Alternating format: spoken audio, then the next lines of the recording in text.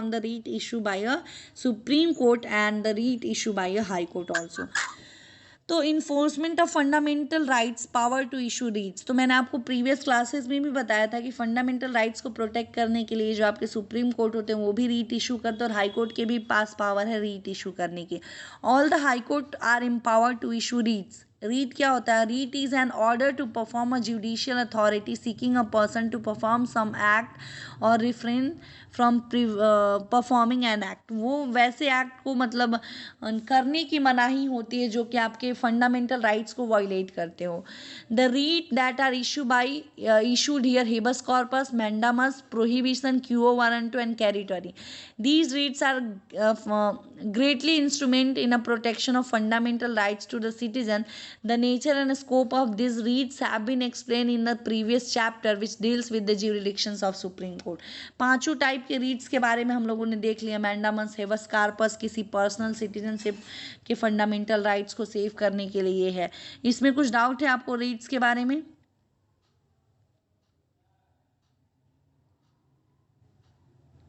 I am asking to you, Dipali, is any doubt in a No, read? ma'am. Okay. Other function. High Court power of super independence. The constitutional ये provide. नहीं है court slits में. Okay, this topic is deleted. So from where should I start? You have to start from subordinate courts. Okay, subordinate courts are also important topic. Subordinate court structure and their composition. देखिए civil courts में आपके चले आते हैं, ये table देख लीजिए. Civil courts में आएंगे आपके डिस्ट्रिक्ट जज एंड एडिशनल डिस्ट्रिक्ट जज court.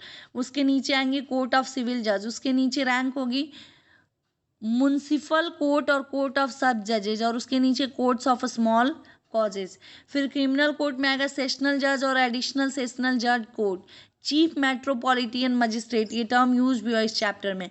Metropolitan magistrate, second class judicial magistrate. And the revenue court में आपका board of revenue, commissioner court, collector court and tehsildar court. Subordinate court structure and composition. Subordinate court are the court which function at the district level and below. Therefore all the court in India except the Supreme Court and the High Court are subordinate court. Supreme Court और High Court को छोड़कर rest of the जितने भी courts हैं India में सब subordinate court हो जाएंगे. The organization and structure of subordinate courts are generally uniform throughout the country. For the purpose of judicial administration, every state is divided into number of districts, each under the jurisdictions of district judge. Every district has a civil court, criminal court and court of revenue. Her district में आपके 3 types के subordinate court होंगे, civil court, criminal court and court of revenue. तो civil court exercise jurisdiction in a case related to land, property and money transaction. Arbitration, guardianship, marriage, divorce, cases involving a will. These courts are guarded in a following manner. The court of the district judge.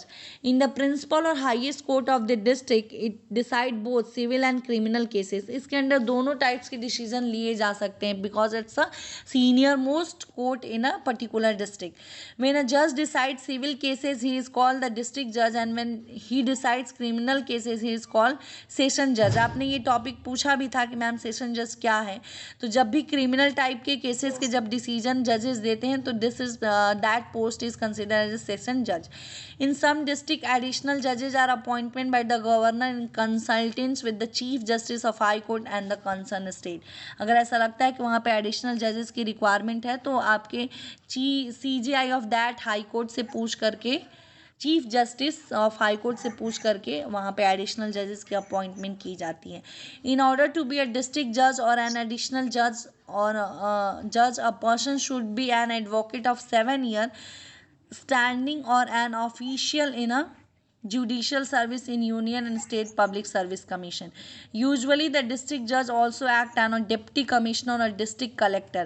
In that capacity he maintain law and order, will supervise the collection of revenue taxes from the district. Thus he possesses administrative power in addition to his judicial power. तो उनके पास additional power भी होता है. आपका कौन सी post के पास? Deputy commissioner या फिर डिस्ट्रिक्ट कलेक्टर के पास. Court of Civil Judges. The next cadre is designed as a civil judge. This post is sometimes combined with the post of Chief Judicial Magistrate and can try cases punishable with imprisonment and 7 years and fine.